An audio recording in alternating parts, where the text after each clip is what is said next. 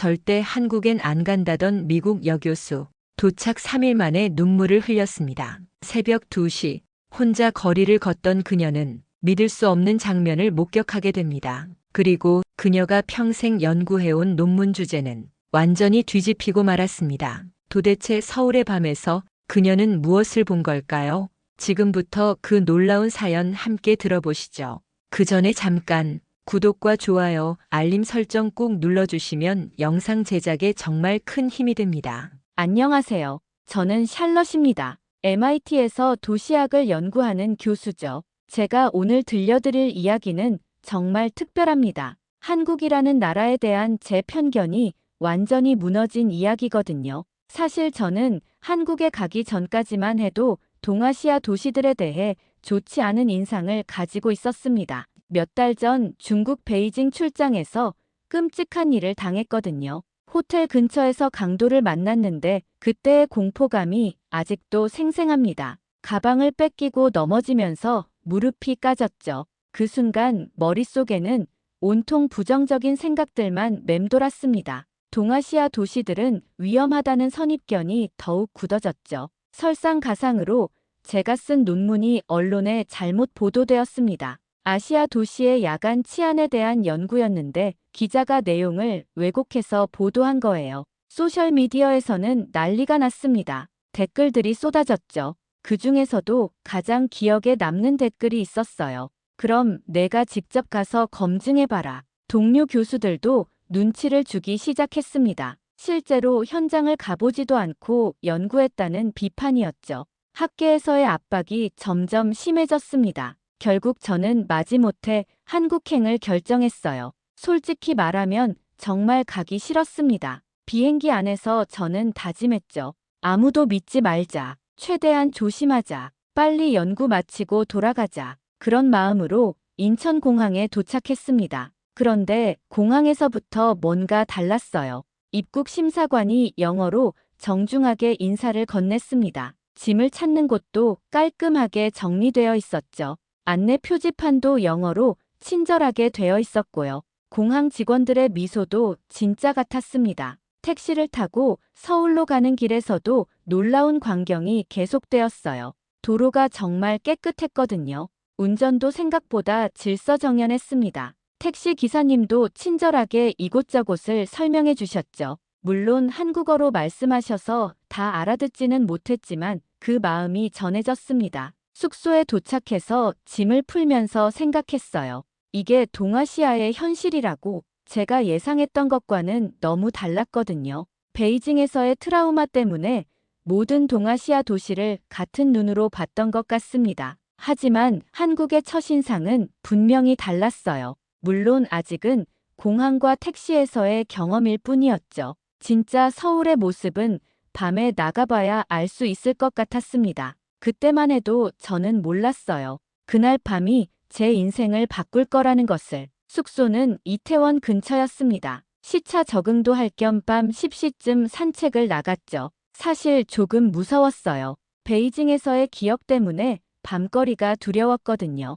하지만 연구를 위해서는 직접 경험해봐야겠다고 생각했습니다. 이태원 거리에 나서자마자 정말 놀랐어요. 온갖 외국어가 들려왔거든요. 영어, 일본어, 중국어까지. 마치 작은 유행 같았습니다. 클럽에서 나오는 음악 소리, 노점상들의 호객 소리, 카페에서 새어나오는 대화 소리들이 뒤섞여 있었죠. 처음에는 정말 혼란스러웠습니다. 이렇게 복잡한 곳이 과연 안전할까 싶었거든요. 하지만 자세히 보니 뭔가 달랐어요. 사람들이 많은데도 질서가 있었습니다. 길을 건널 때도 신호를 잘 지키더라고요. 술에 취한 사람들도 있었지만 난폭하지 않았습니다. 길을 헤매고 있는데 한국 경찰관이 다가왔어요. 순간 긴장했죠. 베이징에서의 기억 때문이었습니다. 그런데 그분이 유창한 영어로 말을 걸어왔어요. 어디로 가시려고 하세요? 도와드릴까요?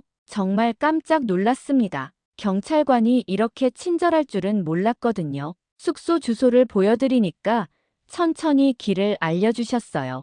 그것도 손짓 발짓을 섞어가면서 정말 자세히 설명해 주셨습니다. 혹시 모르니까 이 근처 편의점 위치도 알려주시더라고요. 그분과 헤어지고 나서 마음이 스르르 풀렸어요. 아, 여기는 정말 다르구나 하는 생각이 들었습니다. 경찰관의 친절함이 진짜였거든요. 의무적인 친절이 아니라 마음에서 우러나오는 따뜻함이었어요. 다시 거리를 걸어보니 이태원이 달리 보였습니다. 혼란스럽긴 하지만 위험하지는 않았어요.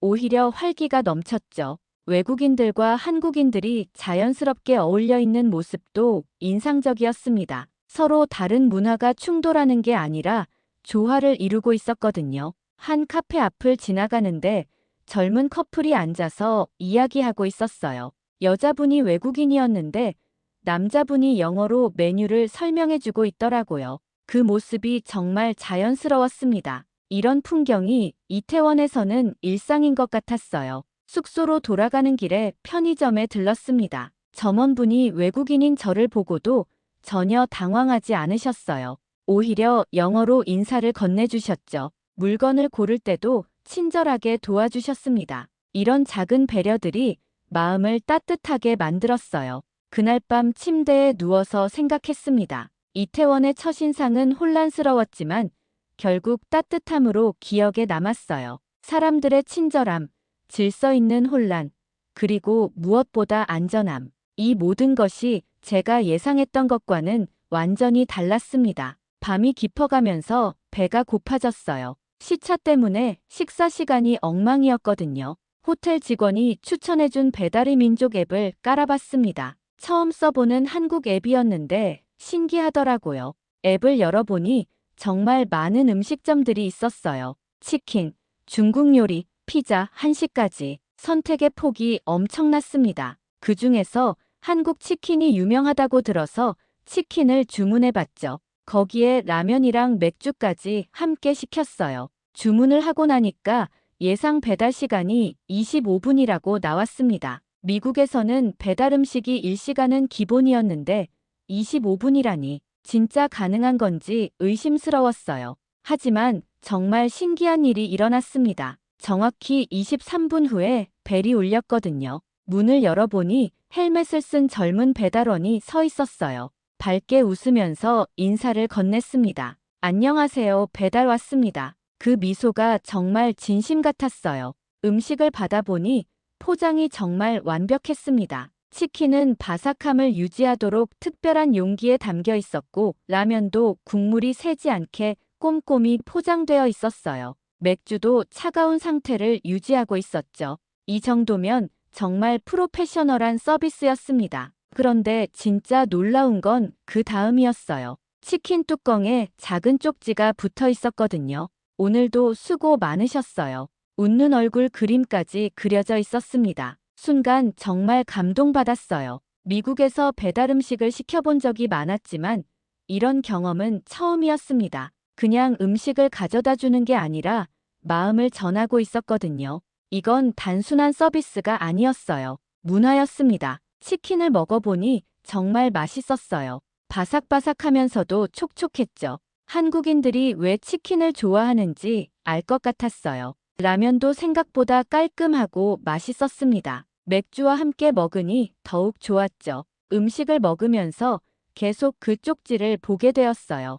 오늘도 수고 많으셨어요. 이 한마디가 이렇게 마음을 울릴 줄은 몰랐습니다. 저 같은 외국인에게도 이런 따뜻한 마음을 전해주다니 정말 특별한 문화였어요. 배달앱 리뷰를 쓰면서 생각했습니다. 미국에서 배달은 그냥 서비스였어요. 돈 주고 음식 받는 거래였죠. 하지만 여기서는 달랐습니다. 정서가 담겨 있었거든요. 사람과 사람 사이의 따뜻한 마음이 음식과 함께 배달되고 있었어요. 그날 밤 정말 행복했습니다. 맛있는 음식도 음식이었지만 한국 사람들의 마음을 느꼈거든요. 작은 쪽지 하나가 이렇게 큰 감동을 줄 수 있다는 게 신기했어요. 한국에 대한 제 생각이 조금씩 바뀌기 시작했습니다. 연구를 위해 서울의 야간 경제를 조사해야 했어요. 동대문 야시장이 유명하다고 해서 새벽 1시에 찾아갔습니다. 솔직히 새벽에 나가는 게 좀 무서웠어요. 하지만 연구자로서 직접 경험해봐야겠다고 생각했죠. 지하철을 타고 동대문역 사문화공원역에 내렸어요. 새벽 1시인데도 사람들이 제법 많았습니다. 이상하다고 생각했어요. 보통 이 시간이면 거리가 한산해야 하는데 말이죠. 역에서 나오니까 더 놀라운 광경이 펼쳐졌습니다. 야시장이 정말 활기차게 돌아가고 있었거든요. 각종 음식 냄새가 코를 자극했어요. 떡볶이, 튀김, 호떡 냄새가 뒤섞여서 나름 식욕을 돋우더라고요. 사람들도 생각보다 많았습니다. 10대 커플부터 중년 부부까지 다양한 연령대였어요. 특히 인상적이었던 건 젊은 사람들이 많았다는 점이에요. 패션 관련 일을 하는 것 같은 사람들이 많았거든요. 원단을 보고 있는 사람들, 디자인을 논의하는 사람들. 이들에게는 새벽이 낮 같았습니다. 한 젊은 여성에게 말을 걸어봤어요. 영어를 조금 할 줄 아는 분이었는데 정말 흥미로운 이야기를 해주셨거든요. 서울의 밤은 사람들이 꿈꾸는 시간이에요. 그 말이 정말 인상적이었습니다. 그분 말로는 낮에는 직장에서 일하고 밤에 와서 자신의 꿈을 펼친다고 하더라고요. 패션 디자인을 공부하는 학생인데 여기서 원단도 사고 아이디어도 얻는다고 했어요. 새벽까지 열려 있어서 정말 고맙다고 하셨죠. 야시장을 돌아다니면서 정말 많은 사람들을 만났어요. 노점상 아주머니들도 정말 친절했습니다. 외국인인 저를 보고도 반갑게 맞아주셨어요. 호떡 하나 사 먹는데 덤으로 하나 더 주시더라고요. 그 따뜻함이 정말 고마웠습니다. 가장 놀라웠던 건 치안이었어요. 새벽 1시가 넘었는데도 전혀 위험하지 않았거든요. 경찰관들이 순찰을 돌고 있었고 CCTV도 곳곳에 설치되어 있었어요. 무엇보다 사람들 자체가 질서정연했습니다. 위험한 동양 도시라는 제 편견이 완전히 무너졌어요. 오히려 미국의 어떤 도시보다 안전하다는 생각이 들었거든요. 새벽에 여성이 혼자 다닐 수 있는 곳이 과연 몇 개나 될까요? 서울은 그게 가능한 도시였습니다. 야시장에서 만난 사람들의 열정도 정말 인상적이었어요. 각자의 꿈을 향해 달려가는 모습들, 새벽에도 포기하지 않는 열정, 이런 것들이 서울을 특별하게 만드는 것 같았어요. 집으로 돌아가면서 생각했습니다. 서울의 밤은 제가 상상했던 것보다 훨씬 따뜻하고 활기찼어요. 사람들의 꿈과 열정이 살아 숨쉬는 공간이었죠. 이런 도시를 위험하다고 생각했던 제 자신이 부끄러워졌습니다. 동대문에서 숙소로 돌아가는 길이었어요. 새벽 2시가 넘었는데 지하철은 끊어져 있었죠. 택시를 탈까 하다가 버스를 한번 타보고 싶었어요. 한국의 심야버스가 어떤지 궁금했거든요. 버스 정류장에서 기다리는데 생각보다 사람들이 있었어요. 야근을 마치고 집으로 가는 직장인들, 친구들과 놀다가 돌아가는 젊은이들, 모두들 조용히 버스를 기다리고 있었습니다. 새벽인데도 질서정연했어요. 버스가 도착했을 때 정말 놀랐습니다. 기사님이 영어로 인사를 건네주셨거든요. 안녕하세요. 어디까지 가세요? 정말 예상 밖이었어요. 한국 버스 기사분이 영어를 할 줄은 몰랐거든요. 요금을 내고 자리에 앉았는데 버스 안 분위기가 정말 평화로웠어요. 승객들이 조용히 앉아 있었죠. 전화 통화를 하는 사람도 목소리를 낮춰서 하더라고요. 서로를 배려하는 마음이 느껴졌습니다. 창밖을 보니까 서울의 야경이 정말 아름다웠어요. 한강의 불빛들, 빌딩들의 조명, 그리고 거리의 가로등들, 모든 게 조화롭게 어우러져 있었습니다. 이런 풍경을 보면서 버스를 타고 가니까 정말 특별한 경험이었어요. 가장 인상적이었던 건 안전함이었습니다. 새벽 2시에 외국인 여성이 혼자 버스를 타고 있는데도 전혀 불안하지 않았어요. 다른 승객들도 자연스럽게 받아들이고 있었죠. 이상한 시선으로 보는 사람도 없었습니다. 중간에 한 할머니가 타셨는데 젊은 남성이 바로 자리를 양보했어요. 할머니는 고맙다고 인사하시고 그 남성은 괜찮다고 웃으며 대답했죠. 이런 작은 배려들이 버스 안을 따뜻하게 만들고 있었어요. 버스 안에서 저는 메모를 했습니다. 진짜 안전은 CCTV가 아니라 사람이 만드는 거야. 한국 사람들의 시민의식이 이 도시를 안전하게 만들고 있었거든요. 서로를 존중하고 배려하는 마음 말이에요. 숙소 근처에 내릴 때 기사님이 또 영어로 인사해 주셨어요. 안전하게 들어가세요. 그 한마디에 마음이 따뜻해졌습니다. 이런 작은 친절들이 모여서 서울을 특별한 도시로 만들고 있었어요. 버스에서 내려서 숙소로 걸어가면서 생각했어요. 새벽 2시에 여성이 혼자 길을 걷고 있는데 전혀 무섭지 않다는 게 얼마나 대단한 일인지 미국에서는 상상할 수 없는 일이었거든요. 그날 밤 정말 깊은 인상을 받았습니다. 서울은 밤에도 안전한 도시였어요. 사람들이 만들어가는 안전함이었죠. 기술이나 시설보다는 시민들의 의식이 이 도시를 지키고 있었습니다. 정말 놀라운 경험이었어요. 다음 날 MIT 동료들과 화상회의가 있었어요.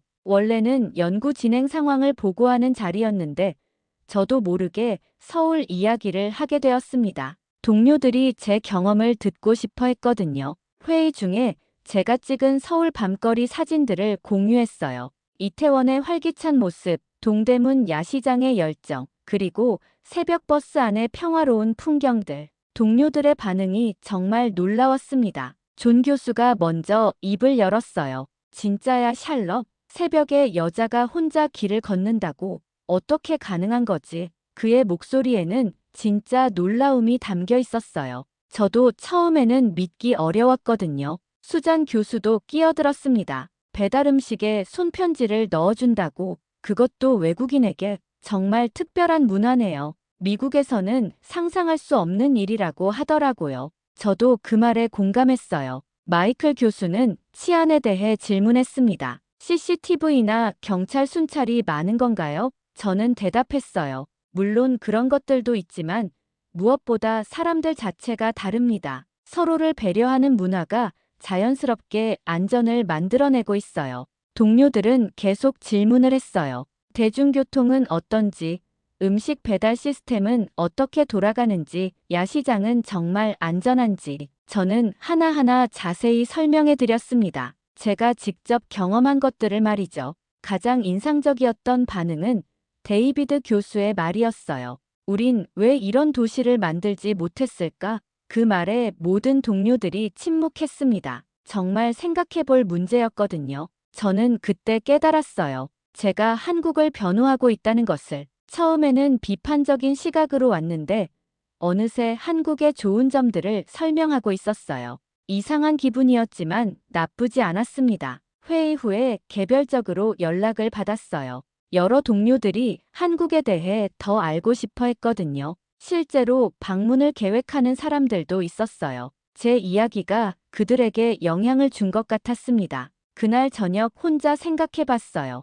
언제부터 저는 한국의 편에 서게 되었을까? 처음에는 편견을 가지고 왔는데 이제는 오히려 한국을 알리고 싶어졌어요. 정말 신기한 변화였습니다. 동료들과의 대화를 통해 확실해진 게 있었어요. 서울의 야간 문화는 정말 특별하다는 것, 그리고 이것을 더 많은 사람들에게 알려야 한다는 것. 제 연구의 방향도 바뀌기 시작했습니다. 그날 밤 제 안에서 뭔가 변화가 일어나고 있었어요. 한국에 대한 애정이 생기기 시작했거든요. 이 나라의 문화와 사람들을 정말로 이해하고 싶어졌습니다. 연구자로서뿐만 아니라 한 인간으로서 말이에요. 연구 막바지에 접어들면서 논문을 정리하고 있었어요. 처음 계획했던 제목은 아시아 도시 야간 치안에 대한 구조적 분석이었습니다. 딱딱하고 학술적인 제목이었죠. 하지만 서울에서의 경험을 글로 옮기면서 뭔가 부족하다는 생각이 들었어요.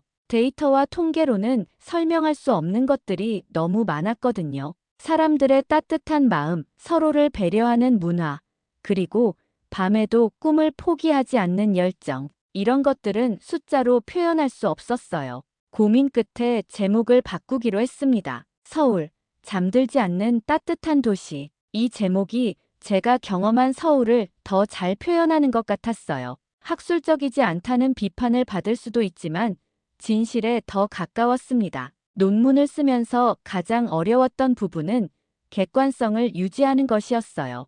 연구자로서는 중립적인 시각을 가져야 하는데 서울에 대한 애정이 생겨버렸거든요. 하지만 그 애정도 데이터에 기반한 것이었어요. 실제로 서울의 야간 범죄율은 다른 대도시들에 비해 현저히 낮았습니다. 대중교통 만족도도 높았고 배달 서비스 품질도 세계 최고 수준이었어요. 제 경험이 단순한 감정이 아니라 사실에 근거한 것이었죠. 논문 발표 세미나 날이 다가왔어요. 한국에서의 마지막 날이기도 했죠. 발표 준비를 하면서 정말 많은 생각이 들었습니다. 이 연구가 한국에 대한 편견을 바꾸는데 도움이 되었으면 좋겠다고 생각했어요. 세미나장에는 한국의 도시 전문가들과 외국인 연구자들이 함께 참석했습니다. 제 발표에 대한 관심이 높았어요. 특히 제가 MIT에서 온 외국인 연구자라는 점이 주목받았죠. 발표를 시작하면서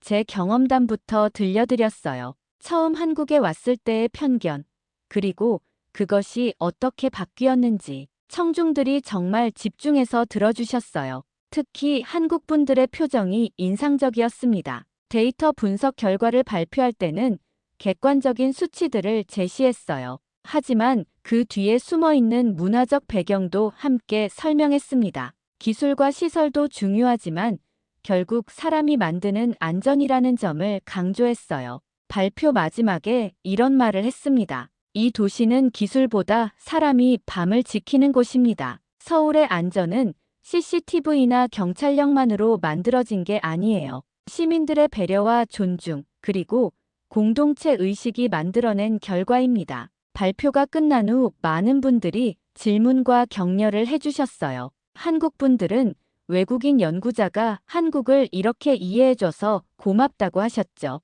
외국인 참석자들은 한국을 다시 보게 되었다고 말씀해 주셨어요. 그날 정말 뿌듯했습니다. 제 연구가 한국과 외국 사이의 이해를 높이는데 조금이나마 도움이 된 것 같았거든요. 학자로서 이보다 더 의미 있는 일이 있을까 싶었어요. 한국에서의 마지막 밤이었어요. 내일 아침 비행기로 미국에 돌아가야 했거든요. 짐도 다 쌌고 할 일도 끝났는데 잠이 오지 않았습니다. 그래서 마지막으로 이태원 거리를 한 번 더 걸어보기로 했어요. 처음 왔던 그날 밤이 생각났습니다. 그때는 모든 게 낯설고 혼란스러웠거든요. 하지만 지금은 달랐어요. 익숙한 거리가 되어 있었습니다. 같은 길인데 완전히 다른 느낌이었죠. 편의점에 들렀는데 그때 그 점원분이 계셨어요. 저를 알아보시더라고요. 아, 며칠 전에 오신 분이시네요. 내일 떠나신다고 했죠. 제가 언젠가 이야기했던 걸 기억하고 계신 거예요.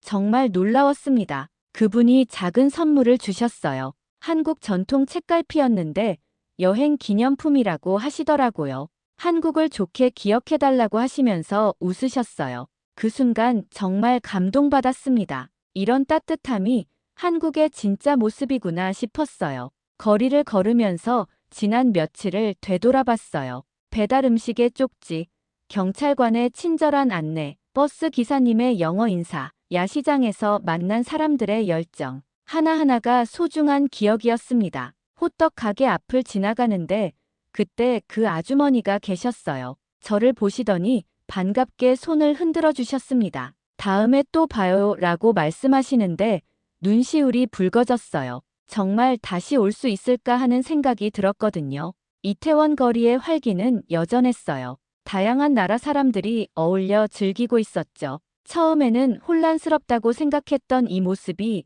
이제는 아름다워 보였습니다. 다양성 속의 조화. 그것이 이태원의 매력이었어요. 벤치에 앉아서 한국에서의 시간을 정리해봤어요. 처음 왔을 때는 편견과 두려움으로 가득했었죠. 하지만 지금은 애정과 감사함으로 마음이 가득했습니다. 이런 변화가 가능할 줄은 정말 몰랐어요. 숙소로 돌아가는 길에 마지막으로 동대문 쪽을 한 번 더 보고 싶었어요. 택시를 타고 가면서 기사님과 이야기를 나눴습니다. 한국 어떠셨어요? 하고 물어보시더라고요. 정말 좋았다고 대답했더니 기뻐하시면서 또 오세요 라고 하셨어요. 공항 가는 길에서 서울의 야경을 마지막으로 봤어요. 한강의 불빛들, 빌딩들의 조명, 그리고 아직도 활기찬 거리들, 모든 게 아름다웠습니다. 이 도시가 제게 준 감동을 평생 잊지 못할 것 같았어요. 비행기 안에서 마지막 메모를 했습니다. 서울의 밤은 내 인생의 낮을 바꿨다. 정말 그랬어요. 한 도시가 한 사람의 인생을 이렇게 바꿀 수 있다는 게 신기했습니다. 편견이 애정으로, 두려움이 감사함으로 바뀌었거든요. 창밖으로 서울이 점점 멀어져 갔어요. 하지만 마음속에는 영원히 남을 것 같았습니다. 한국에서 만난 사람들의 따뜻함, 이 도시의 안전함, 그리고 밤에도 꿈을 포기하지 않는 열정. 모든 게 소중한 보물이었어요. 미국에 돌아가서도 한국 이야기를 계속할 것 같았어요. 더 많은 사람들이 한국의 진짜 모습을 알았으면 좋겠다는 생각이 들었거든요. 제가 경험한 이 감동을 나누고 싶었습니다. 그날 밤, 정말로 제 인생이 바뀌었어요. 한국이라는 나라에 대한 편견이 사라지고 대신 깊은 애정이 생겼거든요. 이런 경험을 할 수 있게 해준 모든 분들께 정말 감사했습니다. 제 이야기를 끝까지 들어주셔서 정말 감사합니다. 모두 안녕히 계세요. 오늘 사연은 여기까지입니다. 그녀는 한국의 밤에서 따뜻한 질서, 조용한 배려, 그리고 서로를 믿는 마음을 봤습니다. 그리고 그 모든 경험은 숫자나 통계로는 절대 담을 수 없는 사람이 만든 안전함이라는 걸 알게 해줬죠. 결국 그녀는 말했습니다. 서울의 밤은 나를 공부시켰고 내 마음을 바꿨습니다. 여러분은 이 이야기를 어떻게 들으셨나요? 댓글로 여러분의 생각을 나눠주세요. 마지막으로 1초밖에 걸리지 않는 구독과 좋아요, 알림 설정은 감동적인 사연을 담은 영상 제작에 큰 힘이 됩니다. 지금까지 해외 감동 사연을 담아 여러분께 진심을 전하는 감동고양이였습니다. 긴 영상 끝까지 시청해 주셔서 감사합니다. 더 좋은 이야기로 다음 시간에 찾아뵙겠습니다. 감사합니다.